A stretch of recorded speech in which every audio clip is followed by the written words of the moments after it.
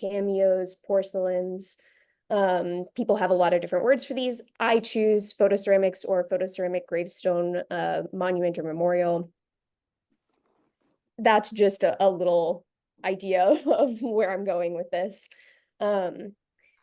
So this is J.A. Dedo. This is his photoceramic on his memorial in Chicago, just in case anybody doesn't recognize him.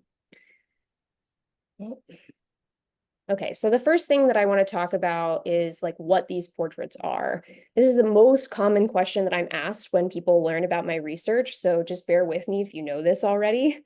I'm assuming that there are some people here who don't know it and who are curious about it. They are made of porcelain or ceramic, and most examples use a metal backing, which you can see on the far right there. They are usually oval in shape, but they can vary in shape, and they range from about 2 inches tall to I've seen some that are over a foot from bottom to top, which is pretty cool. But size and shape can vary. It's just most commonly they're an oval, and they're about 4 inches tall, most commonly. Photoceramics on gravestones most often depict the person in life, but sometimes postmortem portraits or like religious iconography can be found. The images were taken from existing prints, so they weren't usually printed from negatives like a paper photograph would be. And they were copied via an emulsion process, which in some cases, especially some of the earlier forms of this practice, the copying of the photo actually destroyed the original photo. That wasn't as common throughout most of the historical time period in which these were used, but it was a possibility. Let's see. Different producers of these images had their own proprietary and often very secret methods and mixtures, which they claimed would create, the clearest, the most long-lasting prints, the most beautiful prints. There's a wide range in print quality, which we'll talk about a little bit later.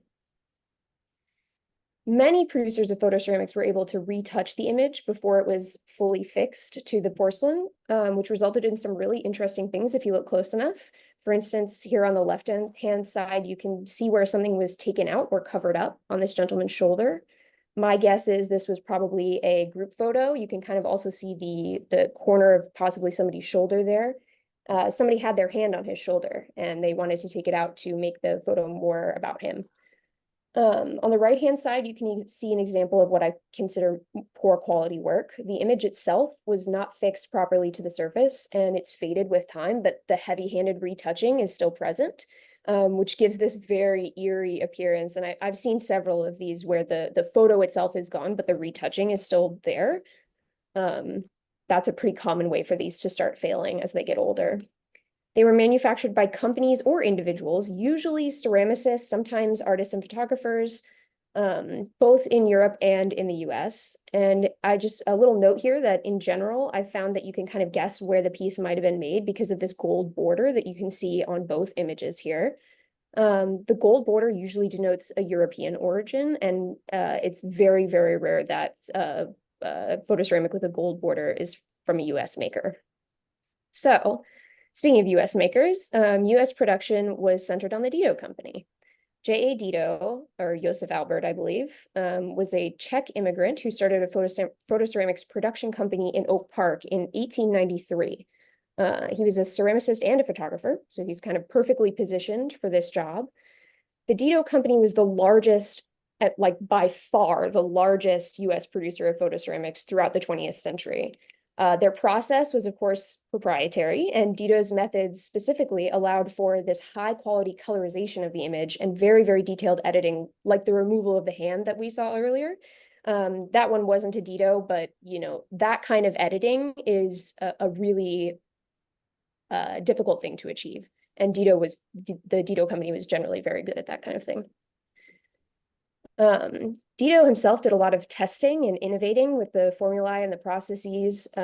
Some of them were published at the time. So this is an example of a book that was published that he wrote his own notes in. This is from the museum. His notes in the archives are in a mix of Czech and English, but he would often write down his formulae in English, perhaps to then show others who did not speak Czech. Dedos produced tens of thousands of photoceramics, a great majority of which can be identified by this maker's mark on the image. Dedo was only one of 2 or maybe 3 producers that I've identified that signed the front of the image. It was pretty rare. Most maker's marks are instead found on the back of the image, which of course is kind of a problem when it's affixed on a stone. You're never going to be able to figure out who made it or where it came from if the maker's mark is on the back. So this is one of the things that stood out to me when I first started researching photoceramics, like, oh, these are signed. You may also notice that this mark, this specific mark, does not spell his name correctly. Because these marks were done by a variety of individuals working for Dedo, and over many years, the marks vary quite widely, actually. So here's some more examples. Sometimes they wrote the full name, and then I think probably as Dedo found that Americans didn't know how to pronounce his name, it was shortened to the Dedo. And then after he established some patents under the name Jadco, Jadco, some photoceramics were signed with that name as well.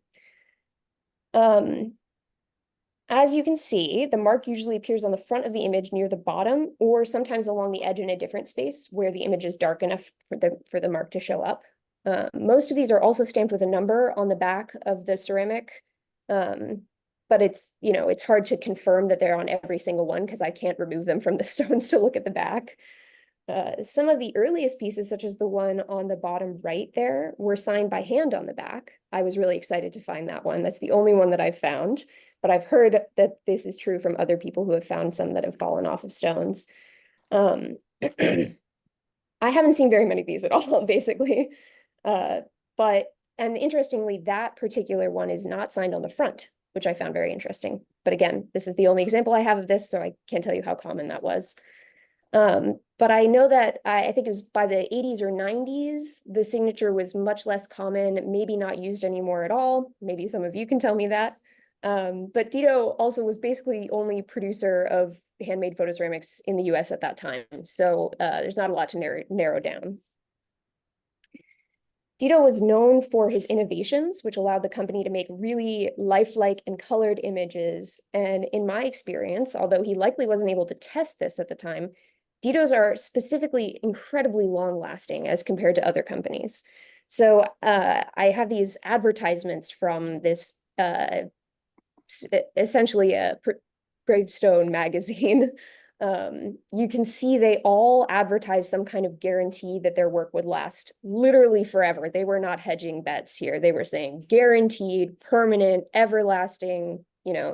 They're very specific in those.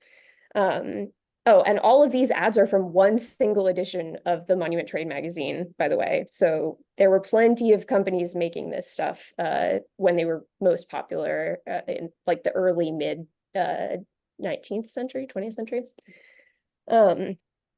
However, as you'll see in any cemetery that has photoceramics, if you've seen them before, not everybody's proprietary calculations and mixtures worked out in the same way.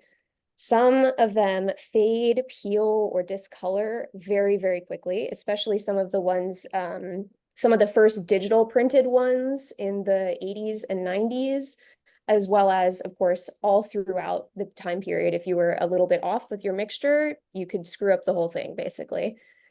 But you wouldn't notice until 20 years had gone by. But Dedos are almost across the board perfect in terms of image longevity, which is another thing that really caught my eye when I was first beginning to study these objects. It's another thing that made him and his business really stand out to me in my research.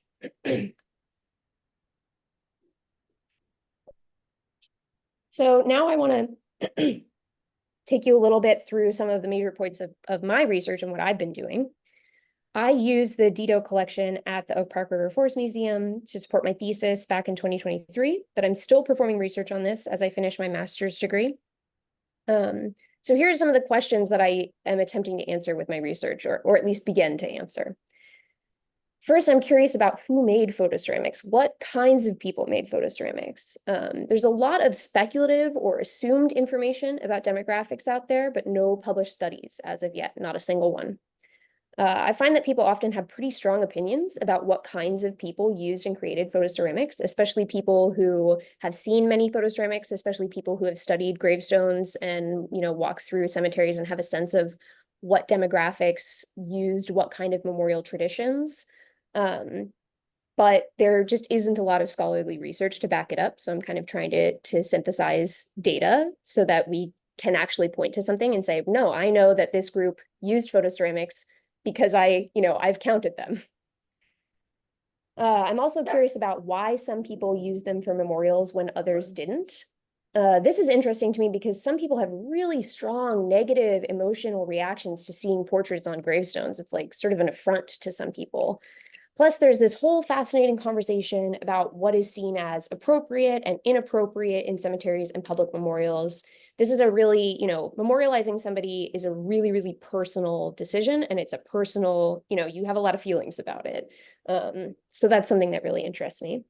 And then I'm also curious about how many photoceramics still exist in cemeteries across the US. There's one currently published estimate, which I believe is based on, in my opinion, some pretty skewed numbers. And I really think it's important to document what we have now because they will continue to disappear. This is not something that, I I don't think it's appropriate to try to preserve these objects by removing them from stones or something like that. I think we have to let them go eventually. But my work is trying to sort of document what is there and what it looks like and how it's used and etc. before that happens. And then I'm also curious about when and why photoceramics were popular. This is interesting because I've found that there's a pretty dramatic drop-off in popularity around the late 1960s.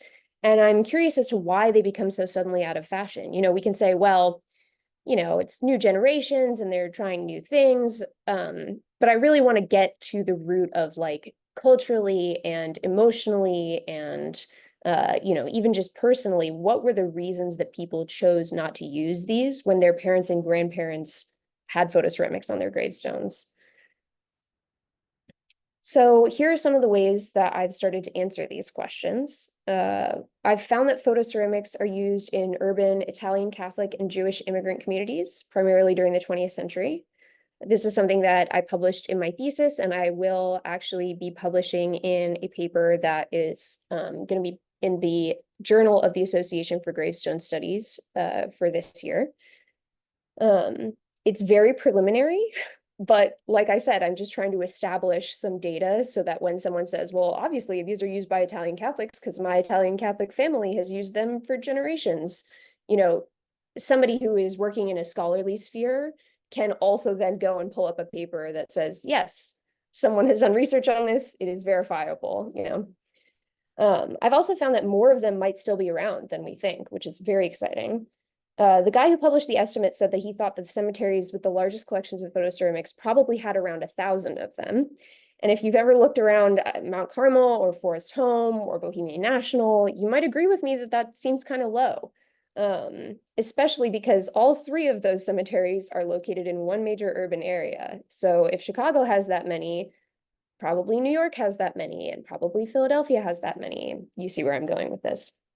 So part of my research also is that I'm counting the photoceramics that I find and trying to make estimates that are more based in, at least extrapolated from fact, Finally, I've started to form the opinion that at the time photoceramics were most popular, so we're talking the 1920s through the 1950s or so, they existed in direct contradiction to mainstream American opinions about death and memorialization. So this is a pretty complex point, but to try and boil it down a little bit, photoceramics became popular at the same time as what's called the garden cemetery, which is this beautiful landscaped version of a resting place where the deceased could sort of visually fade into nature and melt away rather than retaining individual character and retaining sort of individual presence in people's lives. And during the 20th century, death became more and more of a taboo topic and a thing to sort of push away and keep at arm's length, and gravestone styles became more austere and generalized as a result of that. At the same time as all that was happening, some people were putting photoceramics on gravestones, which ensures, like using a picture of the individual really ensures this individualized form of memorialization. And on top of that, it makes it available to sort of any random stranger walking by.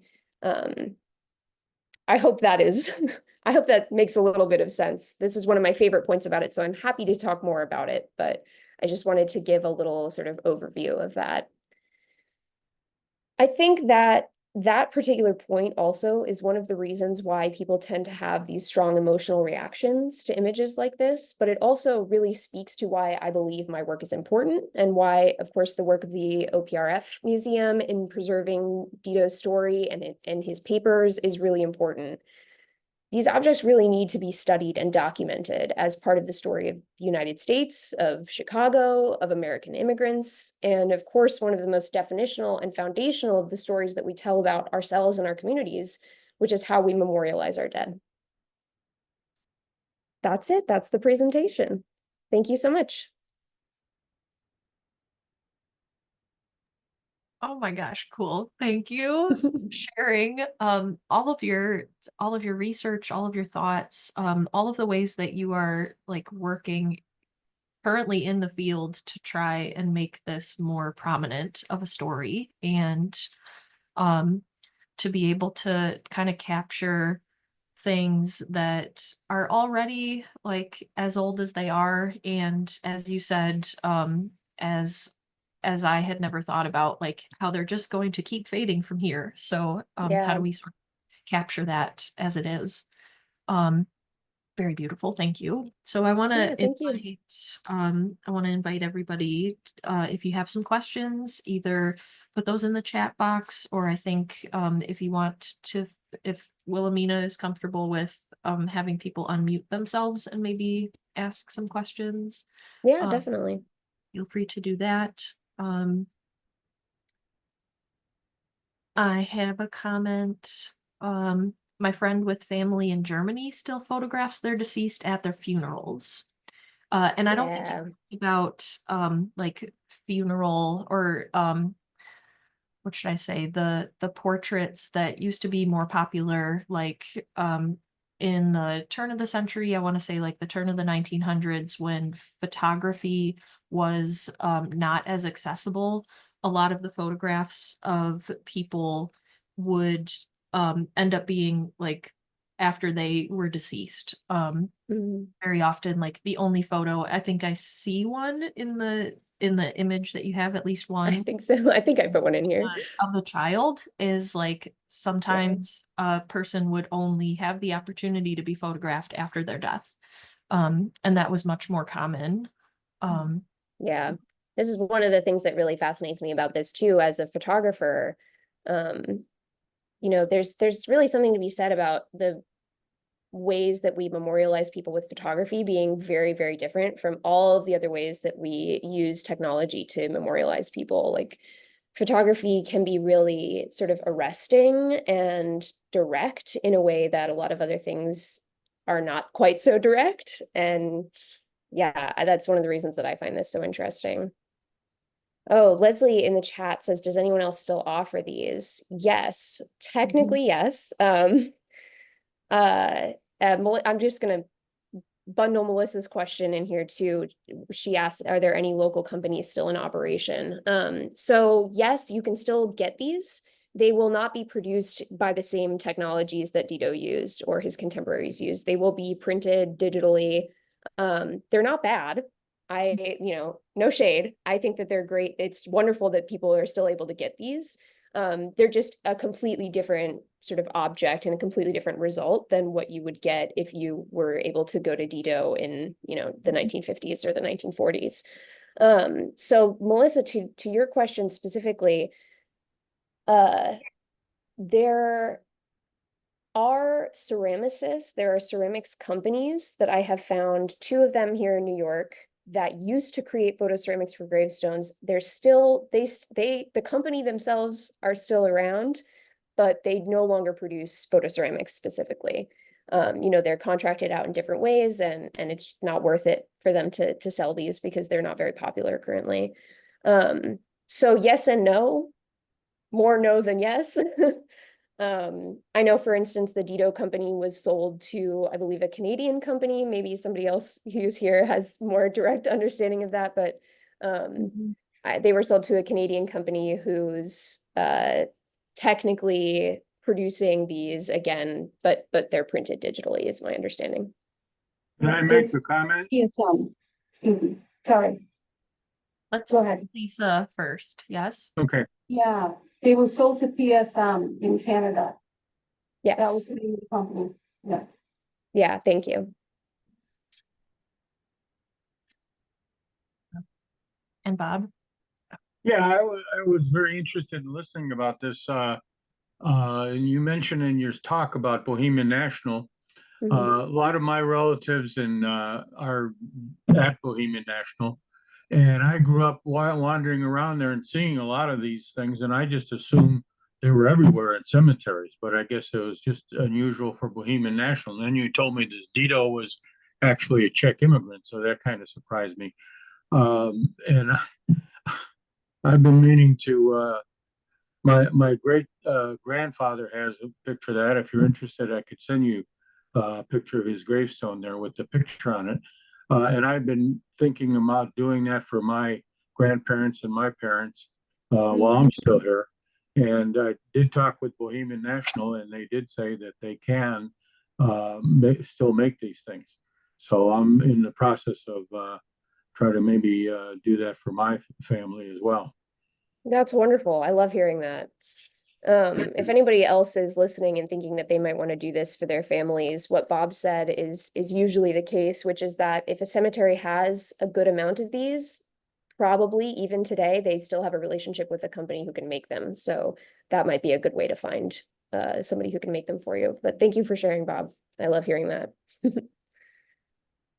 Would you like that picture? I could send it to you if you like. Yeah, please do. Please do. My Okay, email so should could be I in email it this. to Rachel maybe? Is that what the way? Yeah, that'll do. That'll be Okay. perfect. Thank you. Okay. Lori notes that they are still popular among the Romani people. I've seen and heard that too. Part of the point that I make in my thesis is that people who have religious traditions that are really strongly tied to like a visual culture will hang on to this practice a lot longer than people who don't. And I think that it's possible that the Romani are an example of that. They have an extraordinarily strong visual culture. So I think that's a pretty interesting point to make. Forest Home, indeed, another good center for these. So we've got a comment from either Bob or Judy Steed. And I'd like to clarify if it was Bob or Judy that worked at the Dedos company for 3 years in the early 70s and can tell us Oh, that's so cool. the start to finish sort of process. Can you hear me all right? Oh, you're pretty quiet. Can you hear me better now? Yes. A little bit. Yeah, sometimes this microphone doesn't work right. If you're interested, I can tell you from my point of view, I was a finished artist in the company. But I was familiar with the process, although I was not privy to the formula for the emulsion, of course. The process was, first of all, there was a ceramic portrait mounted in the photographer's studio with a white emulsion on it. A photograph was taken of the original photo that was provided by the client, projected onto that white emulsion, and then developed in black and white or sepia. Then that was still, sorry, that was still a soft emulsion that was sent to the artists, where we provided highlights or cleaned up backgrounds, whitened the eyes, whatever needed to be done. And then that was sent back to the firing process, which solidified all the image as it was then. And then if it was a black and white photo, that was pretty much it. But if it was a color photo, which was usually printed in sepia tones, then it was sent back to the artist again. We used airbrush to add color to the portrait, and very fine oil paint from brushes to accentuate the eyelashes or the corners of the mouth, whatever needed to be done to give the portrait more expression.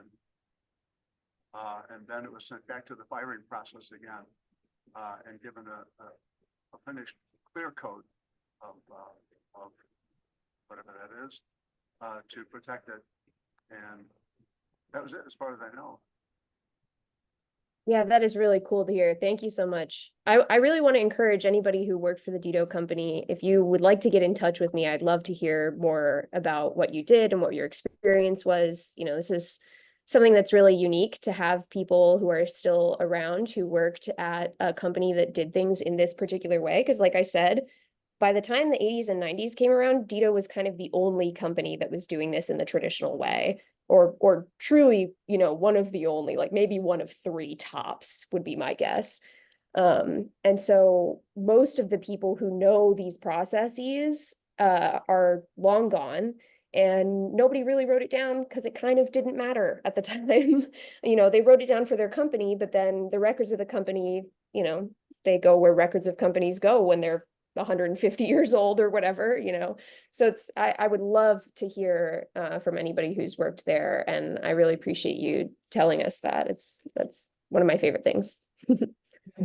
Yeah, because I think especially to be able to think about the artistry of it, that really seems like the unique part of the Dedos company, and the fact that just to emphasize, as you were saying, it was like, you know, 40, 50 years ago at this point, but the people who were sitting down and actually hand brushing these things are still joining us on the call. So to be able to tell that story is really important. Yeah, totally agree. I want to say too really quick about color. Dedos, from what I understand, the Dedos company was really proud of its ability to do these beautiful color portraits. I personally have not seen any that are still on stones. I've not seen a single one. So if anybody knows of any, either in New York or Chicago or wherever you are, tell me, because I would love to see one that is still on a stone. I've seen some, I have seen one where the family found the portrait and had it removed from the stone because they were like, wow, this is so special, we have to keep it, you know, keep it out of the elements. And I've seen some from Bob Stannard, who was gracious enough to welcome me into his home and show me some of the color work that he has kept from the Dedos company. And it's really, really beautiful. Like these people, I don't know how valued they were as artisans, but this is a really, really, really talented and important job to have. So it's really cool. Donna in the chat asks, Dedos was local to Chicago. Would orders for markers with photos have been solicited and sent around the country? Yeah, kind of. So my understanding of the process of this is that Dedos would advertise to monument dealers, so people who would sell gravestones to families, and the monument dealers would essentially have an order system to Dedos. So you, as a grieving family member, would go to the monument dealer and say, I would like a stone that looks like this with these features, and I would like for it to have a photoceramic portrait. And the monument dealer would then take your order and send it to the Dedos company or whatever other local company would be producing these. But Dedos specifically did actually get orders from, like, you know, definitely every single one of the 50 states, and overseas they sent to China and Japan and Brazil. There's a list actually at the museum that is locations of orders. I think it's for the year 1920 or something like that. And that is really cool to look at, because it's like, you know, they've got 20 of these that went to Alaska, and they have 10 of them that went to China, and they have 4 that went to Germany. And that's kind of fun to see. Lori says that she's seen some that look like hand tinted black and white photos. Yeah, I think that might be some of the, well, it might be, I don't know, it might be from the fact that the picture itself, the original image, was hand tinted, and so that's the image that they got. It might also be that person, or that, you know, producer of them, was using a slightly different method than Dedos, who like the Dedos images generally do not appear visually to be retouched. It's usually pretty difficult to tell when a Dedos has been retouched or edited in some way, as compared to some other producers where the retouching is sort of obvious in some way, or like I said, sometimes the image fades and the retouching stays. So yeah, Mhm. that's definitely Mhm. pretty common as well.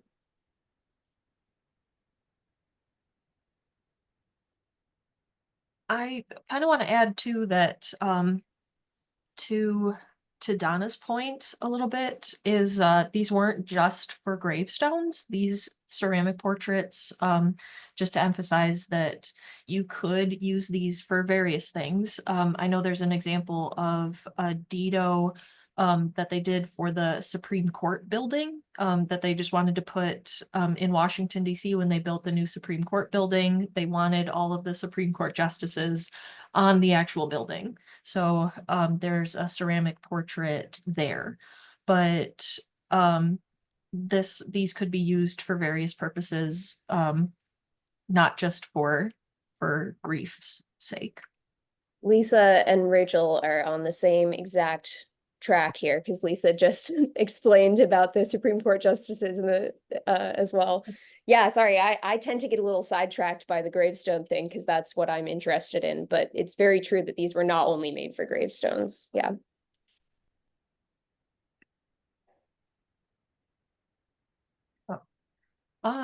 Do we have any other questions or any other comments? I know that I'm very grateful to have some folks who worked for Dedo Company here. So I just want to give my thanks to you all for being here and for keeping this work in present day. Because as Wilhelmina and I are saying, it's just really fascinating to kind of take a historical perspective on this in a lot of ways that people haven't before. And so to be able to capture some people's stories of the work that they did, that's only going to be more important going forward. So I really appreciate you all being willing to share your stories. And I see that Wilhelmina also put their email in the chat box.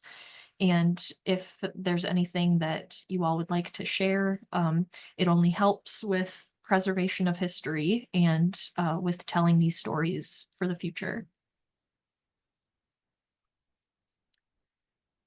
And I have a comment from Lori that says, Rachel, maybe the next tale of the tombstones could focus on these portraits. So we, the Historical Society of Oak Park and River Forest, hosts an event every October in Forest Home Cemetery. Our cemetery walk features different people who are actors portraying people who are buried in Forest Home Cemetery, and these actors bring those people to life and share their life stories.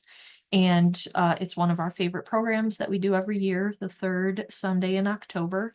So if you join us, we usually have a theme that we center around in order to be able to pick the people that we feature.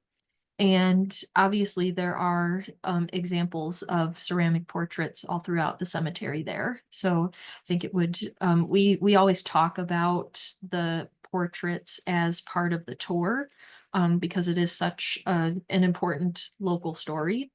But to be able to focus on those a little bit more would be interesting. So thank you for that.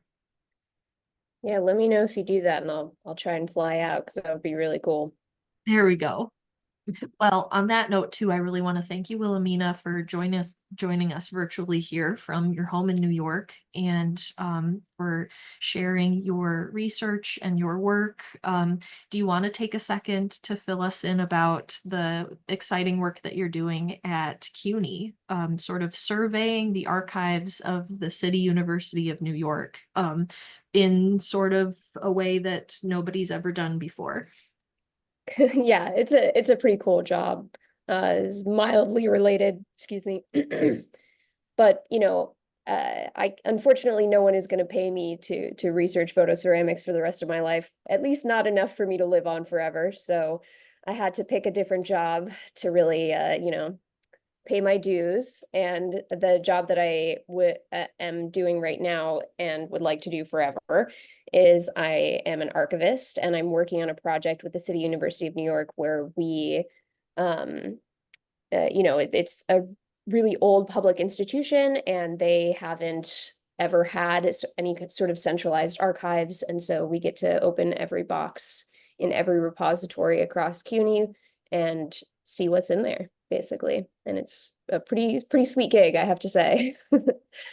Haven't found any photoceramics yet. It's on my bingo card, though. I would love to find a photoceramic in one of those boxes. I think it's gonna happen. Yeah, I wouldn't be surprised. Who in the world?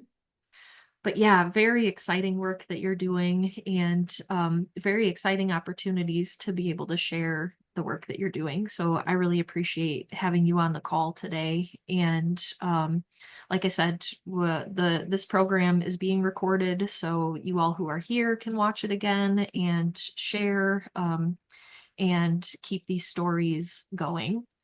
So with that, I think I want to thank you again, Wilhelmina, for your presentation today, and thank you so much for being here. Yeah, thanks for everybody for coming. It's so fun to see how many people are into this. Absolutely.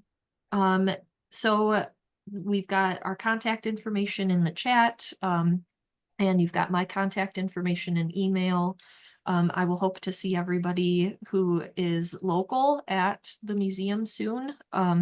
We've got always more programs happening, and always more things to look forward to. So with that, I will say thank you all again, and hope to see you again soon.